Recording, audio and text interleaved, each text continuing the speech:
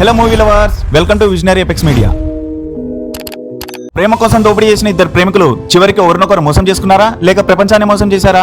ఇది love story కాదు, mind game. అలాంటి శేష్ నుండి వచ్చిన లేటెస్ట్ మూవీ డెకాయిట్. మరి ఈ మూవీ ఎలా ఉంది?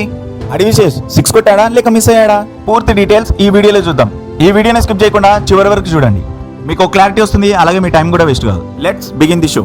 ఈ సినిమాలో మెయిన్ స్టోరీ మొత్తం వీళ్ళిద్దరు చుట్టే తిరుగుతుంది, అడివి శేష్ అండ్ మృణాల్ ఠాకూర్.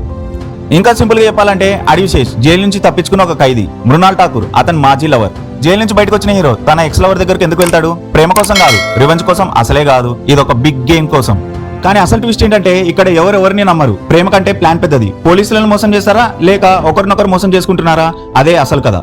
పర్ఫార్మెన్సెస్ విషయానికి వస్తే అడివి శేష్ ఈసారి మరింత రా అండ్ రస్టిక్ లుక్ లో కనిపిస్తున్నాడు. తన కళ్ళతోనే యాక్టింగ్ చేసి క్యారెక్టర్ ని లిఫ్ట్ చేశాడు.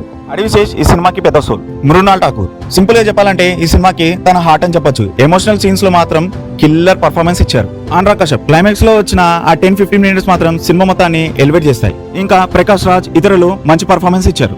టెక్నికల్ విషయానికి వస్తే ఈ సినిమాకి అసలు హీరో ఎవరో తెలుసా? మ్యూజిక్. బీమ్స్ ఇచ్చిన బ్యాక్గ్రౌండ్ స్కోర్ ప్రతి సీన్స్ ని నెక్స్ట్ లెవెల్ కి తీసుకెళ్తుంది. Cinematography, dark and rustic visuals, theatre లో ఫుల్ వైబ్ ఉంటుంది. సౌండ్ డిజైన్ ప్రతి యాక్షన్ సీన్ కి ఇంపాక్ట్ ఫీల్ ఇస్తుంది. ఈ మూవీలో స్పెషల్ ఎలిమెంట్ ఏదైనా ఉందంటే అది నాగార్జున గారి క్లాసిక్ సాంగ్ రీమిక్స్. ఫ్యాన్స్ కి గూస్ బంప్స్ మూమెంట్, థియేటర్ లో విజిల్స్ గ్యారంటీ. పాజిటివ్స్ విషయానికి వస్తే ఇంటెన్స్ మైండ్ గేమ్.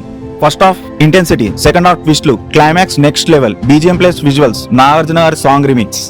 నెగటివ్స్ విషయానికి వస్తే ఫస్ట్ హాఫ్ ఒక లెవెల్ సెట్ చేసింది, బట్ సెకండ్ హాఫ్ లో ఎక్కడో డీవియేషన్ అన్నట్టు అనిపించింది. ఎమోషనల్ కంటెంట్ కొంచెం మిస్ అయింది. స్టోరీ కొంచెం రొటీన్ ఫీల్ అనిపించింది. ఫైనల్ గా చెప్పాలంటే టెక్స్ట్ ఇన్ ది బుక్ లాగా ఇదొక పర్ఫెక్ట్ సినిమా కాదు, కానీ engaging cinema. Action, twist, thrillers ఇష్టపడే వాళ్ళు ఖచ్చితంగా ఈ మూవీని చూడొచ్చు. ఈ మూవీకి విజనరీ ఎపెక్స్ మీడియా ఇచ్చే రేటింగ్ 3/5. నాగార్జున గారి సాంగ్ రీమిక్స్ మీకు ఎలా అనిపించింది? ఒరిజినల్ బెటరా లేక ఈ రీమిక్స్ బెటరా? కామెంట్ లో చెప్పండి. వీడియో నచ్చితే లైక్ చేయండి, అలాగే మీ ఫ్రెండ్స్ అందరికి షేర్ చేయండి. ఇంకా ఇలాంటి జెన్యూన్ రివ్యూస్ కోసం మన ఛానల్ ని సబ్స్క్రైబ్ చేసుకోవడం మర్చిపోదు. మళ్ళీ ఇంకో ఇంట్రెస్టింగ్ రివ్యూతో కలుద్దాం. Until then keep watching good cinema.